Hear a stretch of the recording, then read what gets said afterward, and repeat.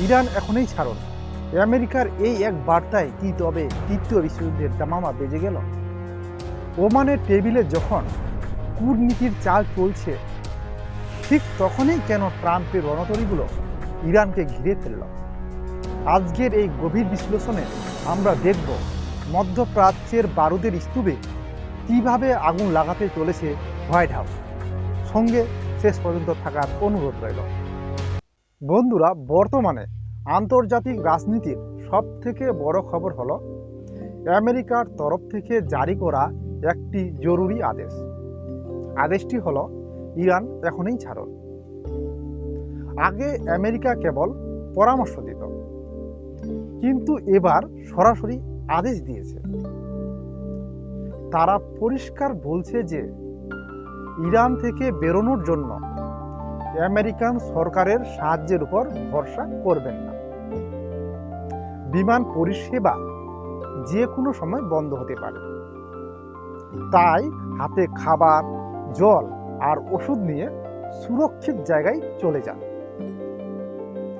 এখন তাহলে প্রশ্ন হলো, হঠাৎ কেন এই তাড়াহুড়ো?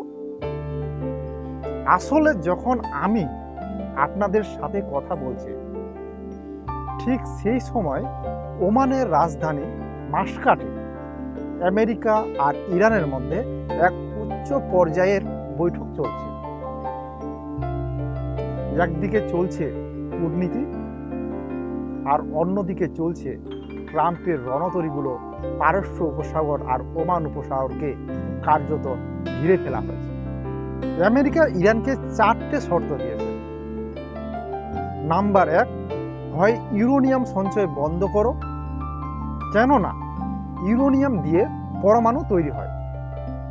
নাম্বার 2, জমানো ইউরেনিয়াম সরিয়ে ফেলো। আর নাম্বার 3 হলো দূরপাল্লার মিসাইল কমাও। এবং শেষ 4 নাম্বারটি হলো হামাস এবং হিজবুল্লাহর মতো গোষ্ঠীগুলোকে সাহায্য করা বন্ধ করো। আর যদি না মানো, তবে যুদ্ধের জন্য তৈরি থেকো। ট্রাম্পের এই রণকৌশল অনেকটা ভেনেজুয়েলার মতো। ভেনেজুয়েলার যেমন মাদুরো সরকারকে চাপে ফেলে ক্ষমতা দখলের চেষ্টা হয়েছিল, ইরানেও ঠিক সেই একই ছক করা হচ্ছে। আমেরিকার সবথেকে বড় এয়ারক্রাফট ক্যারিয়ার আব্রাহাম লিঙ্কন এখন ইন্ডিয়ান ওশান পার করে ইরানের দোরগোড়ায় দাঁড়িয়ে আছে। এর সাথে আছে এক ঝাঁক ডেস্ট্রয়ার এবং জর্ডানে মোতায়েন করা F-35 যুদ্ধ বিমান। তবে আমরাও জানি ইরানও কিন্তু দমে যাওয়ার পাত্র নয়। তারা সাফ জানিয়ে দিয়েছে যে এবার যদি যুদ্ধ হয়, সেটা শুধু ইরান আর আমেরিকার মধ্যে সীমাবদ্ধ থাকবে না, বরঞ্চ তা আঞ্চলিক যুদ্ধে রূপ নেবে। এর অর্থ হল সৌদি আরব, কাতার, বাহরিন কেউ নিরাপদ থাকবে না। এই ভয় থেকেই সৌদি আরবের বিদেশ মন্ত্রী তড়িঘড়ি ওয়াশিংটন ছুটে গেছেন, আমেরিকা যেন হামলা না করে। কিন্তু আমেরিকা এখন কারোর কথা শুনছেন না। তারা জর্ডান আর ওমানকে ব্যবহার করে ইরানকে 4 দিক থেকে ঘিরে ফেলেছে। একটি চাঞ্চল্যকর তথ্য উঠে আসছে যে ইরানের বড় বড় নেতারা এখন দেশ ছেড়ে পালানোর জন্য নিজেদের টাকা বিদেশের ব্যাংকে সরাতে শুরু করেছেন। আমেরিকার ট্রেজারি সেক্রেটারি দাবি করেছেন যে ইঁদুরেরা জাহাজ ছাড়ছে, অর্থাৎ ইরানের অর্থনীতি ভেঙে পড়ার ভয়ে নেতারা এখন রাশিয়ার মতো নিরাপদ আশ্রয়ের দিকে তাকাচ্ছেন। এদিকে ইরান তাদের শক্তি প্রদর্শনের জন্য খুররম শহর নামক একটি শক্তিশালী মিসাইল পরীক্ষা করেছে, যার পাল্লা 2000 কিলোমিটার। এর মাধ্যমে তারা আমেরিকাকে বার্তা দিতে চায় যে তারা আক্রান্ত হলে চুপ করে বসে থাকবে না।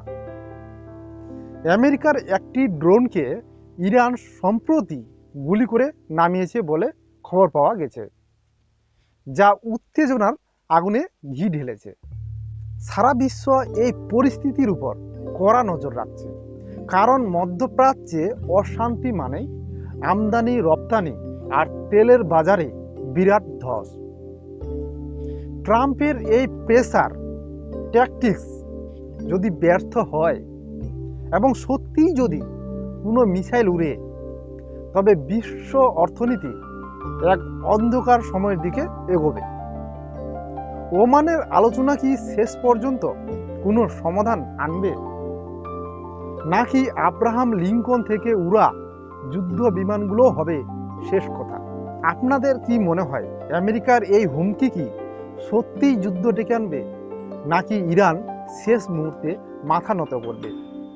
আপনার মূল্যবান মতামত কমেন্ট বক্সে অবশ্যই জানান। নিয়মিত এমন তথ্যপূর্ণ বিশ্লেষণ পেতে আমাদের চ্যানেলটি সাবস্ক্রাইব করে পাশে থাকুন। ধন্যবাদ।